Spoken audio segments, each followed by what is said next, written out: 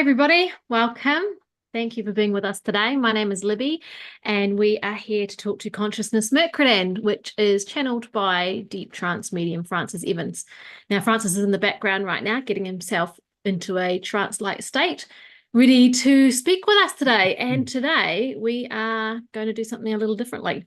We're going to start off a series of new conversations on personal and spiritual development topics, beginning today on the subject of living in the physical world and the limitations and challenges and then opportunities that brings.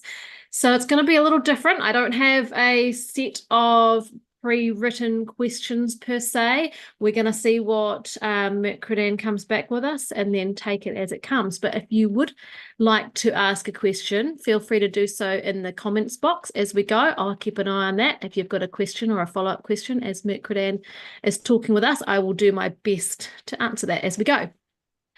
Please also like this video and subscribe to keep updated. We love a like. And yeah, I hope you enjoyed today's topic. We'll see you on the other side. Over to you, Francis.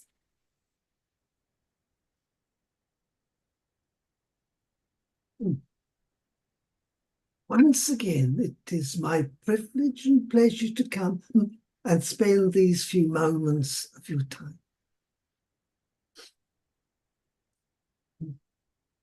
Let us start with an allegory. Consciousness as an energy is like a waterfall.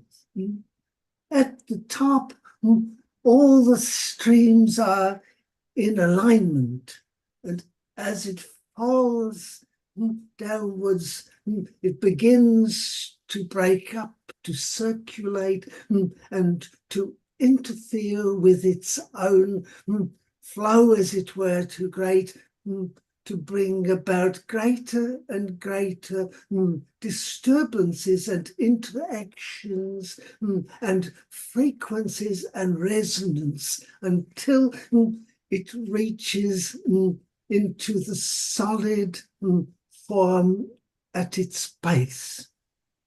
Enough for us to begin a conversation. Thank you, Mercredan, and thank you so much for being here with us again today.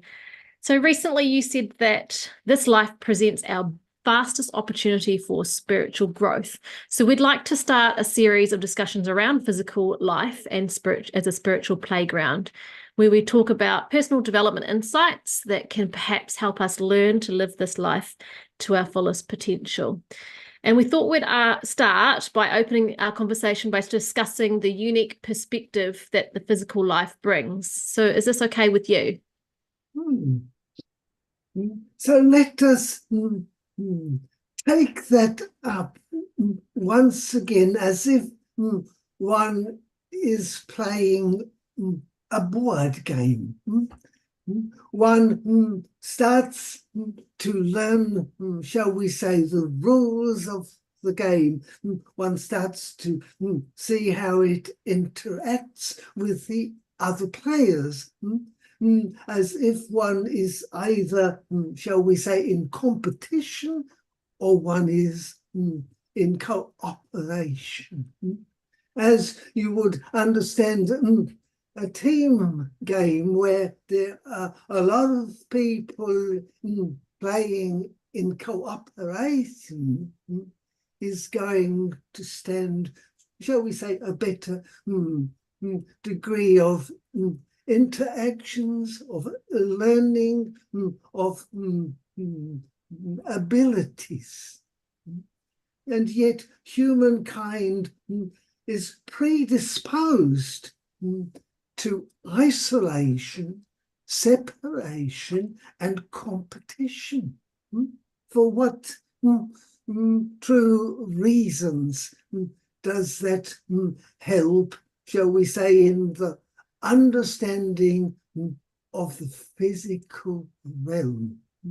Because, shall we say then, the physical realm is one where there are great opportunities. Of course, the opportunities escalate in numbers when one is acting in cooperation. Does that, shall we say, open the discussion?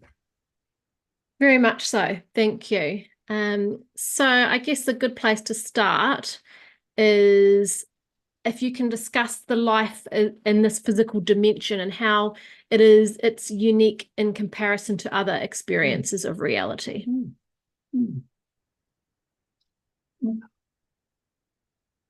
Humanity most often sets itself up in the belief that there is indeed a physical reality. And like anything you believe, it is true the moment you begin to believe that.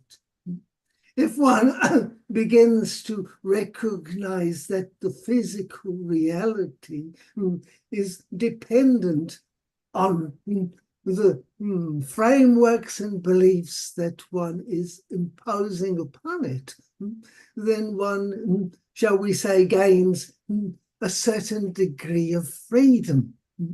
One then is operating within that idea. But it is still an idea that comes with its own limitations. So the biggest question of all is humanity creates its experience by the truths that emerge from its ideas. So one is free to the degree one is capable of, shall we say, formulating ideas of freedom. As an example, one might go to sleep at night and dream a dream. The dream offers certain encouragement, shall we say, to escape into realms of what are called fantasy. The fantasy opens up elements where one can perceive certain opportunities. One wakes in the morning, one remembers the dream, and one either interprets it, that is, one either engages in the dream and considers what is this dream offering, or one dismisses it as just a dream. Do you understand what I mean? If one considers that it is showing an opportunity, then one might research in the direction of such opportunity. As soon as one begins to research, one applies one's attention towards something. Attention then is a degree of focus. Focus brings out of the woodwork, as it were, out of the background, something that is pertinent. One begins to build upon that pertinency, and the great unfolding of such opportunity begins. You understand, it is very simple in that example. But in the end, what I am really saying is, if one puts one's attention on anything, if one begins to research anything, the first elements that arise are those, shall we say, that are blocking the creation. That is, those elements that are misaligned with the, shall we say, the social agreements of the consciousness of the species. Do you understand? There is a mass agreement about what certain things are allowable. And I want to give an example of this. For many hundreds and thousands of years, mankind understood it was impossible for humans to become as birds, to fly. And then at some point, someone thought, but that is not true. So they make a little model with some wings and throw it into the air and discover certain principles that, shall we say, it has to be weighted in the right way, and it will certainly fly a certain distance, and so on. The development goes, everyone tries certain things, like, shall we say, pedaling and trying to move the eventually humankind makes the aeroplane. The aeroplane is flying, but very limited. Development, research, one has broken through the first barrier, which is that you cannot fly. You understand, attention develops around principles. What is the principle? And overcoming the barriers by perceiving the opportunities. Do you follow what I'm getting at? And now look at how far humanity has come. A humankind can fly faster than anything else. And the machines are getting smaller and smaller. The principles are getting more and more understood. And at a certain point, humankind will recognize that the physical world is part of the dream environment. Not as yet, but certainly within reason. And I will explain why. Because it is already seen that humans are flying with suits and so on. And so it is not uncommon to see someone flying in the air. So it is not, the consciousness is not going to make such a person fall to the ground. It is acceptable. And only as time goes by does it become acceptable for someone to fly without anything. Then one has broken through the limitations brought about by the physical notion that everything is restricted. Does that follow through? It does, thank you. So what you're saying is, in this example, is that somebody could come up with an idea through a dream, then they apply some attention to it through research, but then the first barrier to that arises, which is, can I say it's like mass consciousness or belief? That is correct. So what happens?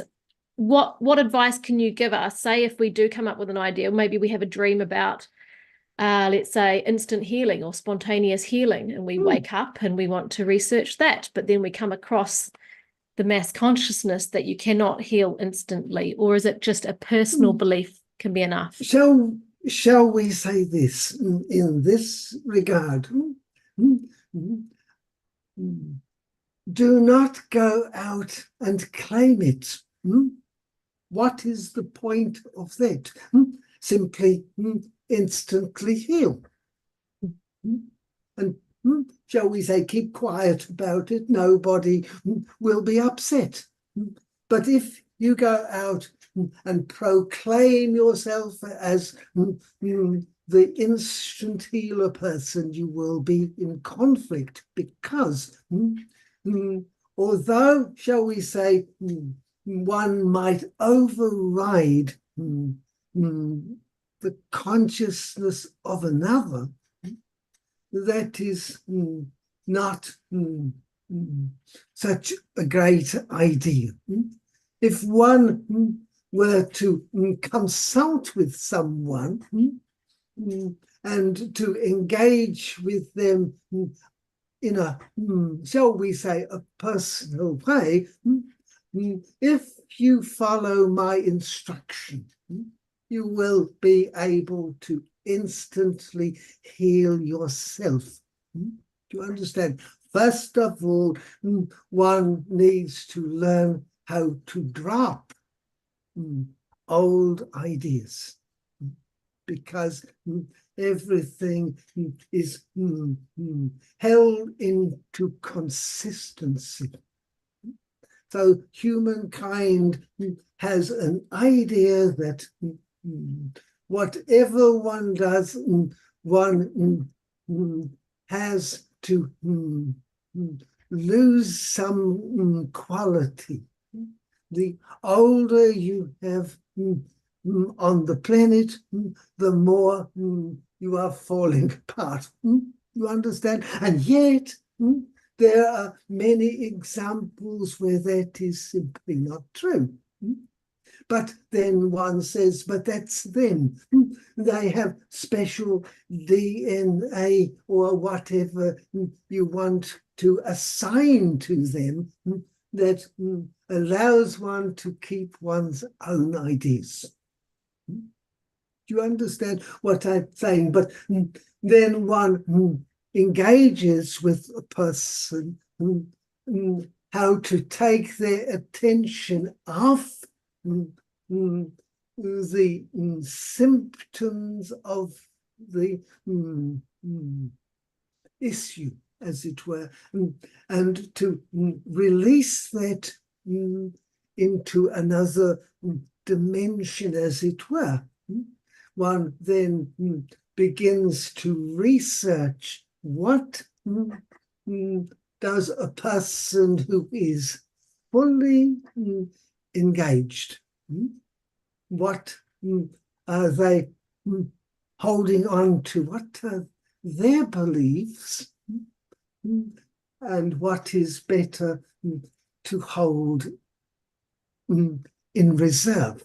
Do you understand what I'm saying? One is simply focusing attention on what is important. So, shall we say, the law always comes to what I had said before, definition.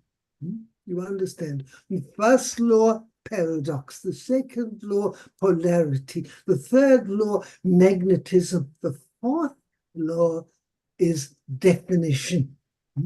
So the creation arises because you know something about something.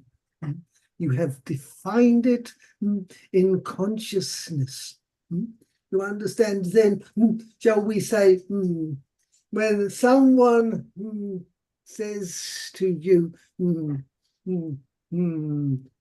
you are ill, then first of all, one has to seek within one's consciousness, what does that mean? Definition. Then one begins, shall we say, to sort through all the information one has to select what sort of illness am I going to experience? What opportunities do I have to experience this, and what is the benefit? Do you understand? All creations come with polarity. That is, for every downside, shall we say, there is an upside, there is an opportunity. So one focuses attention on the opportunity and suffers the symptom. Does this make some sort of sense? I understand it is upsetting for those that have engaged with the symptom and ignored the opportunity, the benefit that comes from that.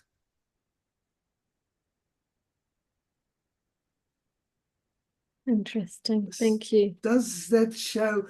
I want to say that is just one example of the principle. The principle is definition. And when one researches definition, one might ask the question, what does this definition offer as an opportunity? And what limitation needs to be overcome? Do you understand? When one overcomes the limitation, then one moves to a higher level of awareness about what was holding one back. You understand? A new opportunity appears with its reference, limitation.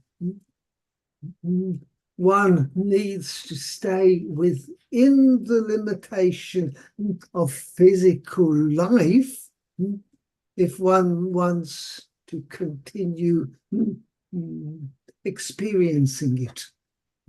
You understand? If you have finished with physical life, one can move on to a much wider experience of definition.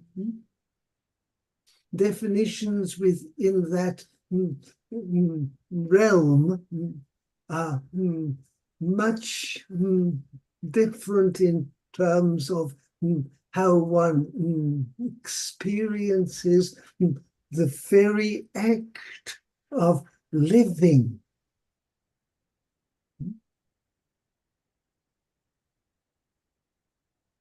Thank you. Can I just ask a question around clarification here? Is it that our perceived limitations are only there because of mass agreement and because our attention is held on that idea? The physical world is a mass agreement. In other words, the planetary field of influence that you are calling your home base is simply a framework of, shall we call them, laws of physics. That is, physical laws. The physical laws organize and structure the agreements that one has to engage with in order to occupy a position in it. If one, shall we say, considers a certain other framework of laws, one might, and I am not saying will, but one might explore a different location in space and time, as we have already discussed at some length. So to wrap up today, can you tell us what one thing that we could learn from today's session and implement in the teachings you've shared with us? Let us say, consider where you are putting your attention. In other words, consciousness is about consciousness. In other words, I am saying, if you are conscious, research where you are putting your attention. What is important? What is, shall we say, engaging your attention? Are you putting it in things that are beneficial or not? Are you, shall we say, scanning your field of influence and understanding where energy is being drawn? Is it energy that is attention? Is it being drawn to opportunities, or is it being drawn to limitations? This is how you are operating. You understand?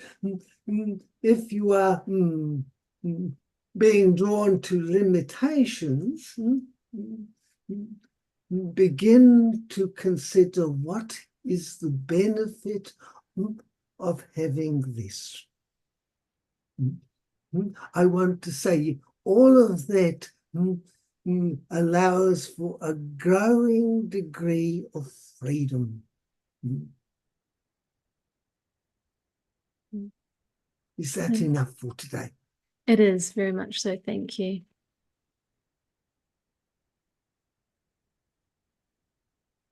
Then once again,